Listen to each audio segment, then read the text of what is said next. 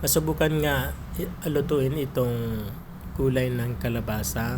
Kasi sabi sa akin ng ni Kuya, yung nagtitinda ng mga gulay, masarap daw ito iluto sa gata.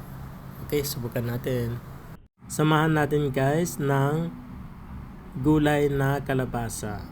Okay? Ayan. Sa rice cooker natin iluluto guys.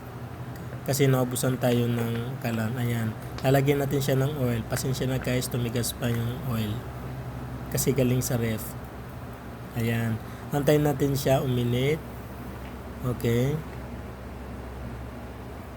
At ito na guys, kumulo na yung mga sangkap at saka yung mantika. Kaya nilagay ko na lang agad-agad yung gata. Okay, ayan guys.